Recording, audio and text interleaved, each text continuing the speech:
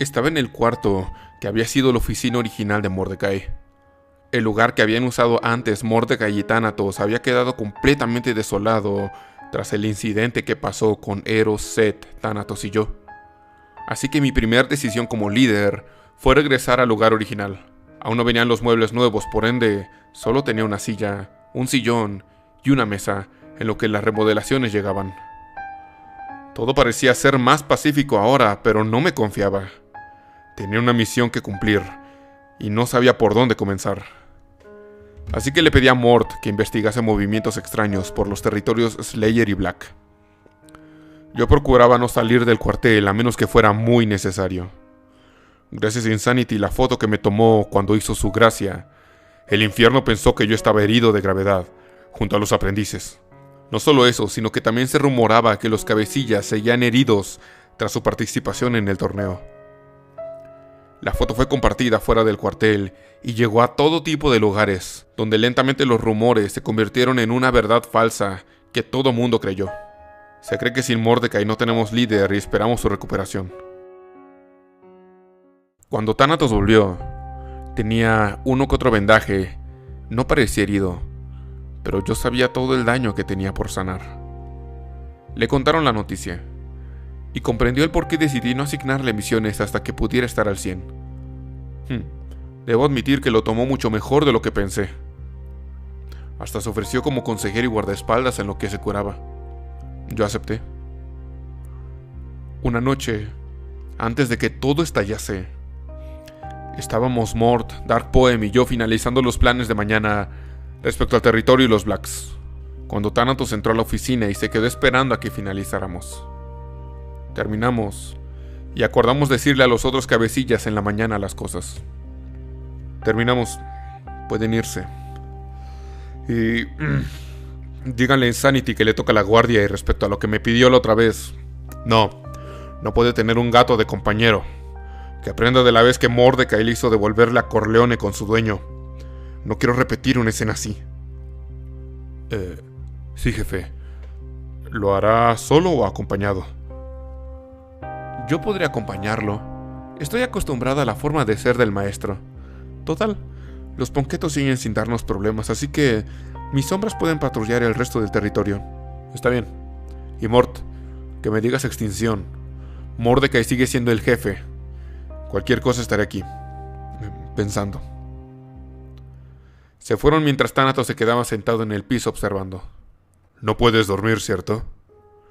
¿Sigues teniendo pesadillas? Sí.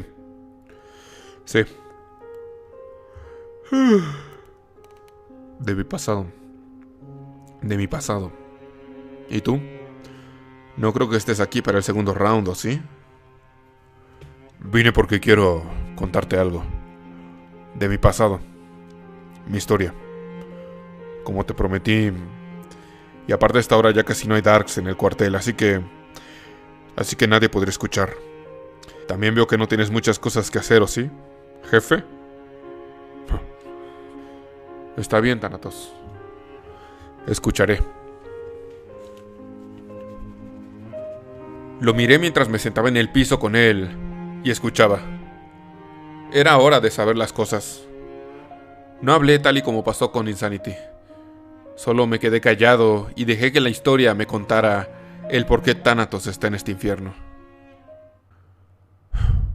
Está bien. Mi nombre es Miguel, pero me conocen como Thanatos. Muchos saben qué significa muerte, pero no todo el significado. Mi nombre significa muerte-extinción. Muerte sin violencia. Porque así fue la forma en que terminé aquí. Mi muerte no fue violenta, pero sí fue cruel, lenta y sin dolor. Antes de todo esto sufrí, mas cuando llegué aquí ya no sentía nada. Nací en un hogar de escasos recursos. Mi padre abandonó a mi madre y ella me abandonó a mí. No recuerdo mucho de eso. Solo el día en que terminé en ese orfanato. Sigo recordando las palabras de mi madre. sobre el cómo me amaba, pero que no podía cuidarme o darme lo que merecía. Que con esta gente estaría mejor. No lo entendía. Solo sabía que mentía. Supongo que ahí nació mi miedo a ser abandonado o cambiado. De la nada fui huérfano en un lugar donde nadie quería saber de mí, pues para mis compañeros yo no era como ellos. Muchos se conocían antes y habían crecido juntos. Yo, por otra parte, fui dejado a mi suerte. Extinción, tú sabes cómo es el odio. Transforma, cambia. Y entre más tiempo pasaba ahí, más tiempo dejaban de saber el por qué me odiaban. Solo sabían que yo no debía estar con ellos. Mi genética tampoco ayudó. A los 9 años ya era más alto que muchos de mi edad y estaba gordo. Esa es la receta perfecta para no ser adoptado o ser el prospecto de muchas familias, quienes no ocultaban su desagrado hacia mí.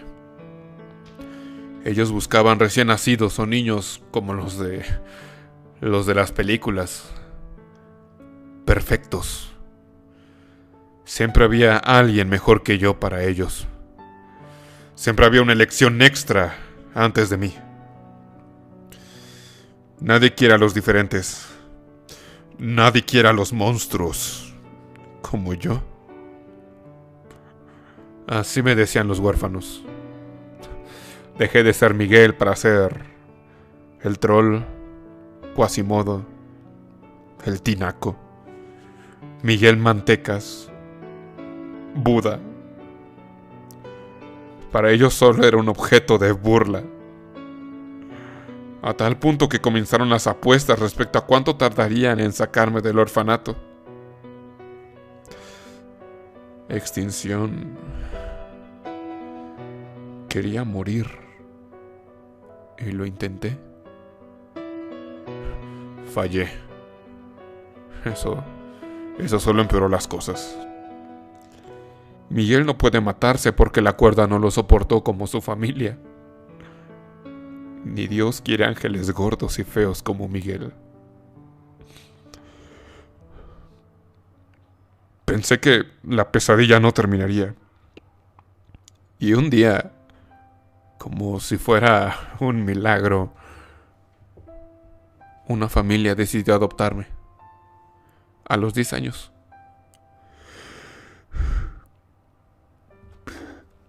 Quizá les di la suficiente lástima, quizá solo no había alguien mejor.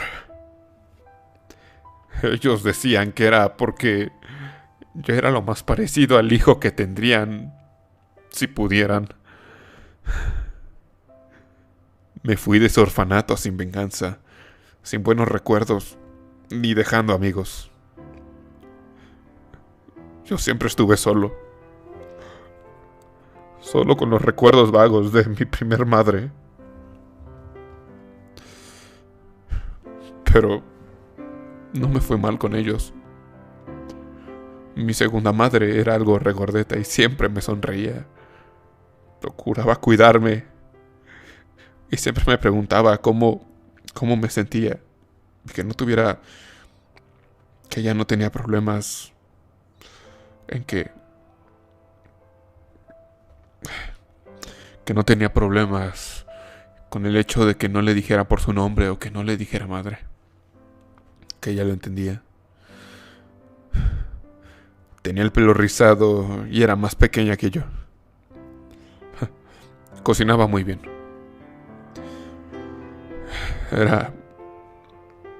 Supongo que así se sentía tener una madre. Y mi nuevo padre era un señor que se veía serio, pero al verme igual, me sonreía, me apoyaba, me aconsejaba. No sé si esa es la sensación, Extinción, pero sentía que así debía sentirse el amor de un padre.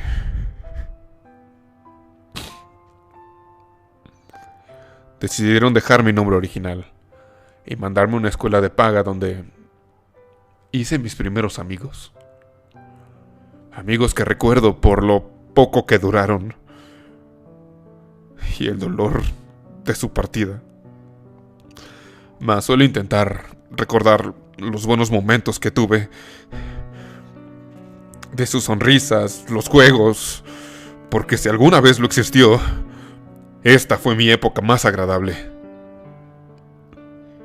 Una vez que se dieron cuenta que fue adoptado, las cosas cambiaron. Ya no querían juntarse conmigo por razones tontas que sigo sin entender. Y con ello volvieron a salir las demás burlas de mi peso y mi tamaño. Lo que alguna vez había sido para admirarme, ahora era usado para atacarme y hacerme sentir menos. Para cuando llegué a la secundaria, ya había aceptado quién era. La basura adoptada. Ese era mi apodo. Ese era yo. Mas no era todo malo. Aún no. Aún tenía una familia. Recuerdo que mi madre me decía que no había problema, que yo tenía un tamaño privilegiado y que mi peso se podía arreglar, que era parte de mi crecimiento. Y me decía que yo tenía el lujo de que fui elegido por ellos. Aún recuerdo cómo me abrazaba mientras lloraba. Y aún recuerdo cómo mi padre me decía que tenía la fuerza para defenderme, pero que era demasiado noble para atacarlos. Pero me sentía un monstruo por mi tamaño. Mi mayor consuelo era estar en casa con ellos y sentir su cariño. Pues de verdad quería a mi familia.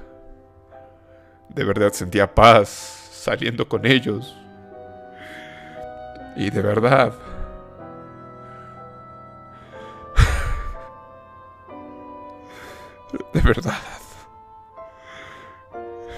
no quería dejar ese lugar.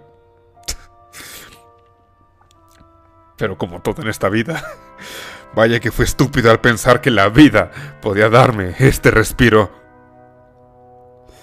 Recuerdo ese día. Ahora que lo pienso, quizá fui muy cobarde o quizá actué en pánico, pero así fue como lo perdí todo por mis acciones. Recuerdo ese día en el que mi madre me sentó y me dio la noticia que había pasado un milagro, que ella estaba embarazada, que iba a tener un hermano, que ya no estaría solo, que tendría alguien a quien proteger. Recuerdo sus lágrimas de alegría mientras me abrazaban, ella y mi padre, pero yo por dentro no estaba feliz, estaba aterrado.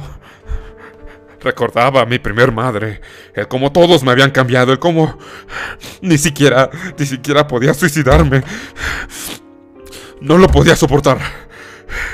El solo pensar en los favoritismos o la idea de saber que para ellos yo podría dejar de existir era inconcebible. No quería vivir esa vida. Ya no más. Esta vez yo seré el que se vaya antes de que lo reemplacen. Y así en el silencio de la noche, armé mi maleta y me fui de la única casa que consideré un hogar. Esa noche yo los vi dormidos y me despedí en silencio. Tenía demasiado miedo de volver a ser reemplazado. Al siguiente día mi celular no dejó de vibrar más. No iba a contestar esas llamadas.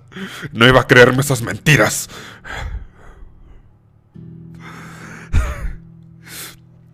Solo respondí una única llamada.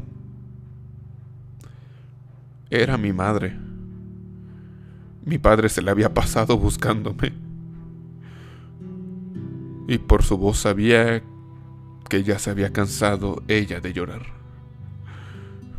Me decía que estaban desesperados, pero no hice caso. No quería volver a ser reemplazado. Recuerdo cómo sus últimas palabras fueron: hijo, por favor, vuelve. No te vamos a reemplazar. Quédate, por favor. Yo solo contesté: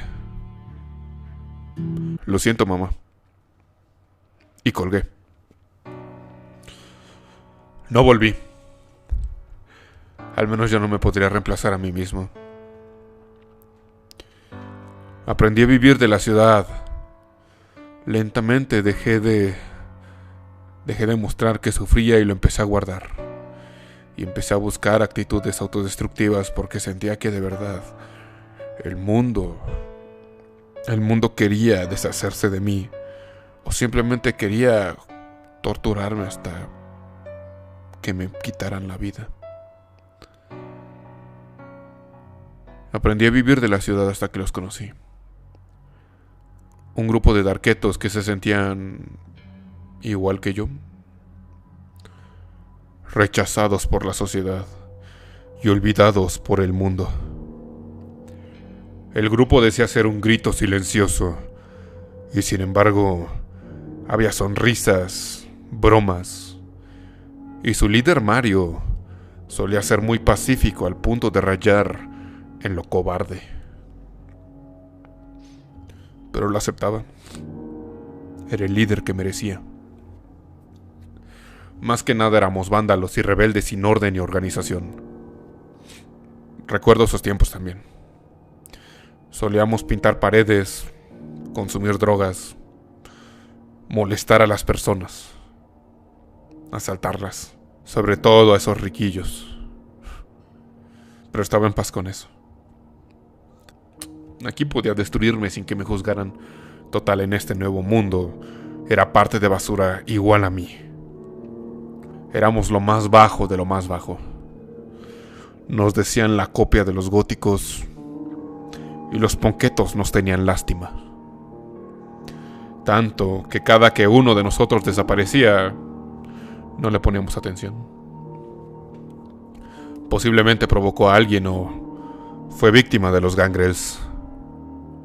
Un grupo de cuidado y alguien que hasta los líderes de los góticos y ponquetos, Zafiro y Revolución, temían. Por eso Mario era un cobarde. Él prefería no molestar a nadie, a ser un objetivo de los ataques de Morbius, el líder gangrel. Él era una pesadilla. Y así fue como pensé que terminaría Extinción. Muerto de una adicción o a manos de otros. Yo quería morir, mas no quería que fuera súbito. Quería que fuera lento, sin dolor. Los días pasaron, los años pasaron, hasta que un día todo cambió. Mario nos llamó. Le daríamos la bienvenida a otra persona nueva del grupo. Otro cordero viniendo a morir al matadero. Eso decíamos. Bueno, chavos, quiero que le demos la bienvenida a este nuevo recluta. ¿Cómo te llamas, novato? Mi nombre es Sebastián Rodríguez González. Soy ex convicto. Salí gracias a ciertos favores. Y quiero saber todo de ustedes, los Dark. No tengo familia. No tengo a nadie afuera.